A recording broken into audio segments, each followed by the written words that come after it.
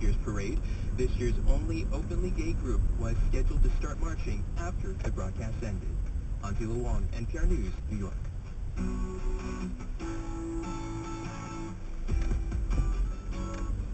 News of a very early retirement is jolting the NFL. 24-year-old linebacker Chris Borland says he's retiring after just one season with the San Francisco 49ers out of concern for his safety, and in particular, fear of the effects of repetitive head trauma. I don't think it's worth the risk, Borland told ESPN's Outside the Lines. I just want to live a long, healthy life. It's a unique decision to me. I've done a lot of research of what I've experienced in my past, projected to what I would have to do to be the linebacker I wanted to be, and for me it wasn't worth the risk. Bill Barnwell has been writing about this story for Grantland, and he joins me now. Welcome to the program. Thank you. And Bill Borland was one of the NFL's top rookies last season. He had a great first year.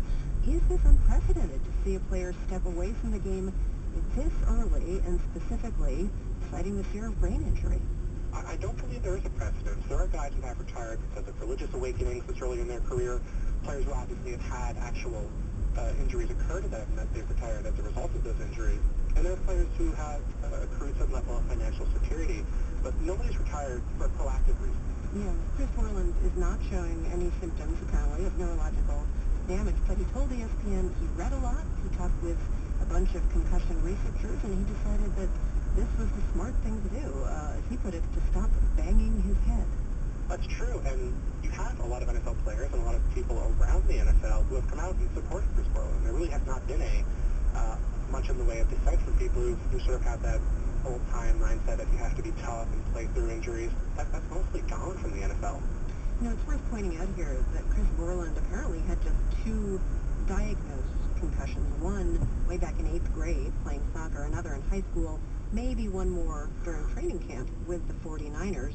The real issue for him, I guess, was all of the subconcussive hits that are just an intrinsic part of the game of football. Right, and not only that, Chris Borland was a player who was undersized. He was a very physical player, but he was someone who had to use every ounce of strength he had and had to use his body in ways that other players simply don't. I really think he could have had a long career in the NFL if he'd been able to stay healthy and wanted to play in the NFL, but he was definitely someone who was at risk for more concussions just because of his size and the style of football he plays. Does Chris Borland, though, have options that other NFL players might not have? He said he